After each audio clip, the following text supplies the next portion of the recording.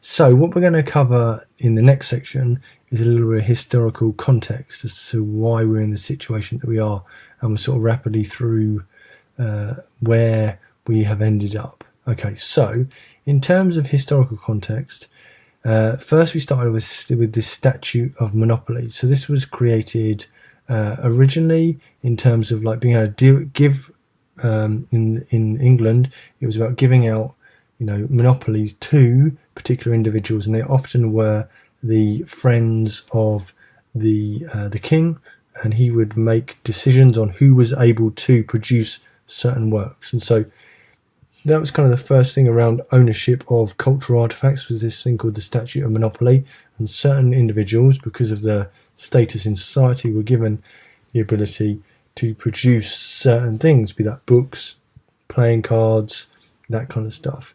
The Statute of Anne comes in 1710 to try and break down these monopolies, and so it's probably considered the first copyright term, the Copyright Act, and this was originally set as 14 years, and it was renewable once if the author was alive, and that all works published before 1710 would get one single term, which was actually 21 additional years.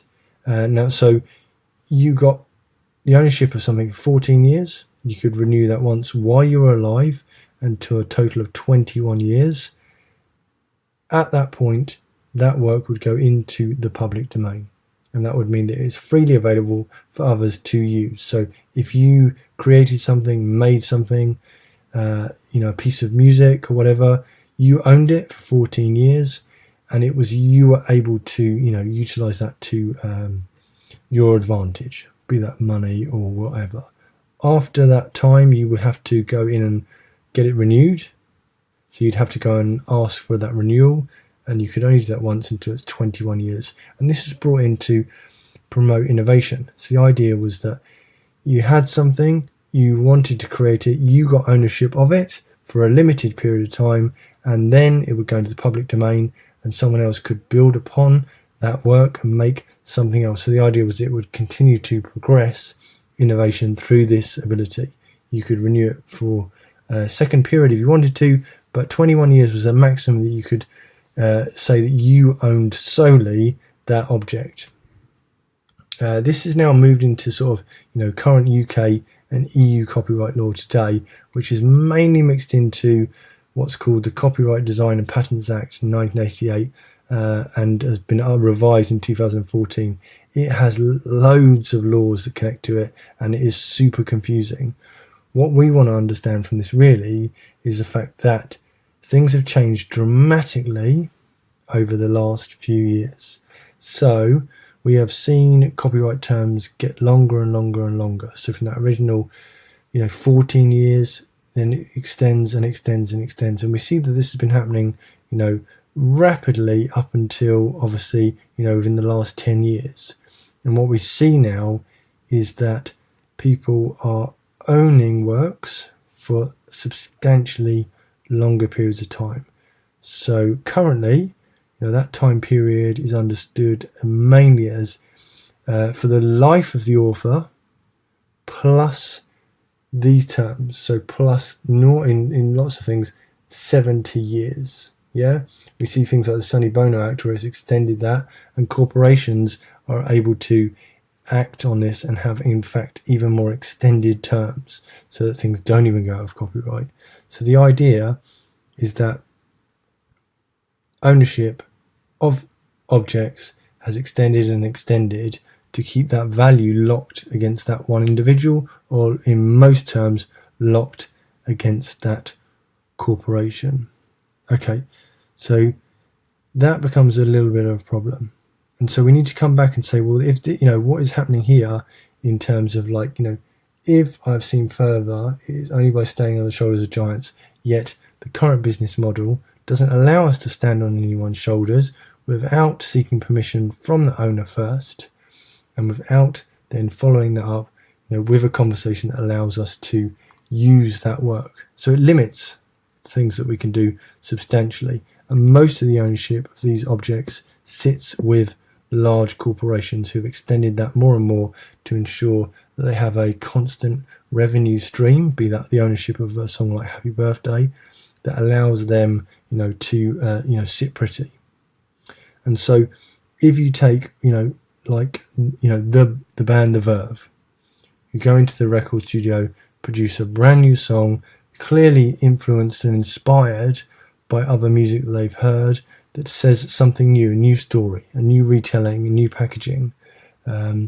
Yet they are pursued by the owners at every cost for, a minor series of, whether that be, a string of notes that are the same or not. And we see more and more examples of this, where we see like Pharrell Williams being sued by the Marvin Gaye estate. So there's lots and lots of examples. We see more recently Taylor Swift ensuring that on one of her songs that it is also credited to the band Right Said Fred, because it used a very similar sort of melodic sequence. And so people are kind of edging their bets and ensuring that they pay people royalties for works that had, should have had a limited shelf life. So that's where we currently see it, and it's not designed to promote innovation, and it probably puts creative individuals off from creating things because they may be concerned that they are infringing on other people's works in such a minor way. Yet if money is made, again from the Men at Work example, a lot of money is made, then someone at some point will look at the things that they own and figure out, is there some way that I can prove some sort of infringement? And there's a couple of things to bear in mind in that regard that make this, really interesting, is that, copyright is automatic. Happens the instant that you create something, yeah? You don't need the copyright symbol or anything. In fact, that was, was only required on works sort of published before 1978, and actually became totally optional in 1989. So you don't need that kind of notice. It's all automatic. You can't just change things and claim them as yours. You can't only just copy 10% of it, a small amount. That makes no difference. You still have to seek permission from the owner first. Even if you want to use 2% of a piece of work, even if you don't plan to make any money, then that doesn't matter. Then that's fine. Well, it's not fine, and you need to seek permission. And at that point, what changed though was the internet. So along comes the internet, and this massive barrier to distribution, to getting things out, to do things, was transformed by the internet, and it enabled everyone to get works of art, to hear things, to remix things, and participate in a new way of producing cultural artifacts, whether that be through the distribution of music. So we saw businesses rise like Napster, who were quickly sued and then had to substantially change their business model. We see organizations trying to kind of continue to work and figure these things out. We see things like Wikipedia being created because of the fact that we can now not be controlled. So the web has come in and had a massive impact on ownership, yet corporations continue to try and hold on to ownership. And what we then saw was a rise of open source software. And all of these things came together to really show that current laws around ownership of cultural artifacts were not working, and that people wanted to remix, to transpose, to change things, etc. And do it in ways that promoted innovation, not just about ripping something off to make their own money. And the law was getting in the way of that innovation, because it was saying you need to get permission first from the owners, and then if you get that permission, then you might be able to make something else. So alongside obviously the rise of the web, a massive thing that changed that approach to this was something called Creative Commons.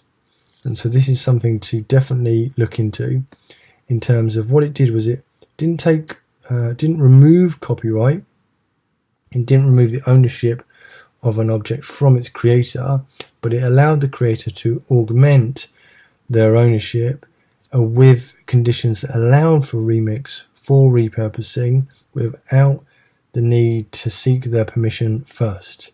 So an owner could say, yes, I own this, it's mine, it's automatic, I own it, but you can do other things with it by using Creative Commons licenses. So this enabled you to say, don't worry about asking me for permission, you can do this so long as you always put my name on there. And then there's some extensions to that as to whether you want to be able to share it, whether they're allowed to make derivatives, whether they're allowed to use it for commercial purposes or not. But the idea here was that Creative Commons didn't replace copyright, because that unfortunately was not possible, but it augmented that, where creators could say, hey, I've made this thing, I want other people to be able to use it, but they just need to say that I made it first. It didn't stop them from selling, continuing to make money from the original ownership of it, because copyright was not removed. Creative Commons simply augments that copyright. And what we've seen then more recently, over the last kind of decade or so, is the sort of rise of very interesting individuals using Creative Commons to try out new business models, try out new ways that don't revolve around the ownership of the cultural artifact, but revolve around, allowing people to remix and do things. So Nine Inch Nails produced a record where all of it was released under a Creative Commons license, and so that you could then take that music, you could download it for free, you could do other things with it so long as you reference Nine Inch Nails. And what they found was that actually, rather than losing money, they created this vibrant community around the product, and in fact it became one of the biggest selling MP3s on Amazon.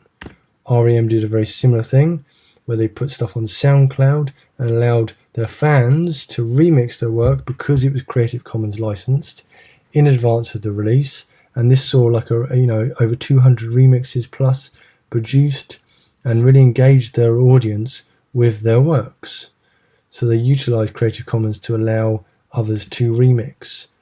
Beck released a whole album, Creative Commons license, but rather than releasing the music, he released the sheet music with a Creative Commons license that allowed others to remix and re-record that music and create their own versions. So what he sold in this instance wasn't based around the ownership of those objects. He sold a bunch of song sheets that could be performed by others through Creative Commons, and it was their recordings that came online that pointed people back to the song sheets. We saw other artists starting to think about how they might, again, rather than think about the ownership of something, actually use Creative Commons to allow their work to be seen and showcased. Because again, there's a saturation of objects out there. So this is an animation called Sita Sings the Blues by Nina Paley, and it was Creative Commons licensed, which enabled people to download it. And she made a lot of her money through donations, through merchandise, and through others, ensuring that work could be there.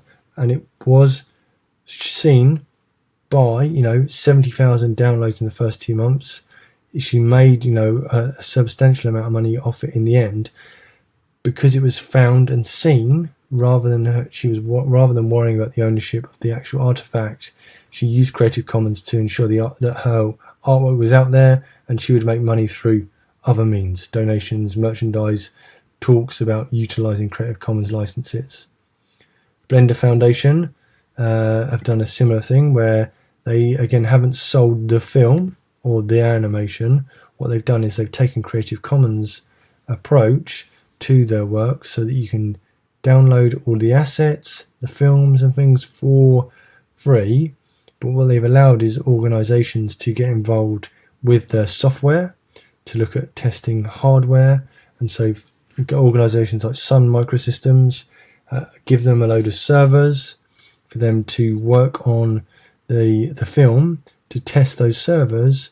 And so their money for the film is paid for by Sun, using their machines to render out the film. So it's thinking differently about the ownership of the object, and where the revenue stream comes from. And that is very different to how things have been. And what we've seen now is this rise in sort of the use of Creative Commons licenses across the UK, where people are thinking about, okay, rather than trying to extract value from the control of a piece of cultural artifact, there may be other ways that enable me to utilize, the value that's in it for myself.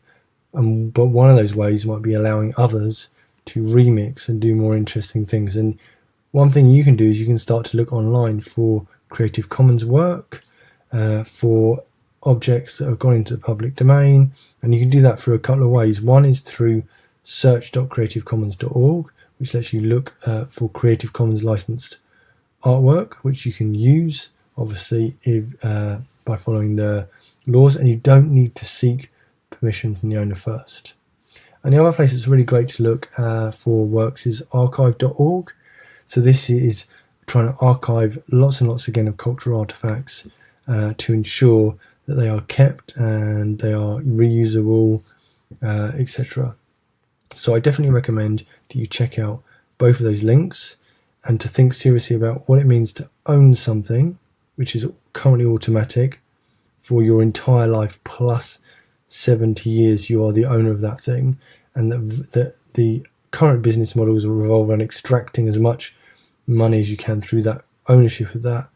Whereas perhaps, if you utilize and look at Creative Commons, you don't lose any of that ownership, but what you allow is for others to create and build and remix and transform the things that you've made, which kind of starts to turn ownership on its head, starts to turn sort of business models on the head, and starts to get you to think about how you might, utilize different approaches to ownership, particularly in and around the era of the web.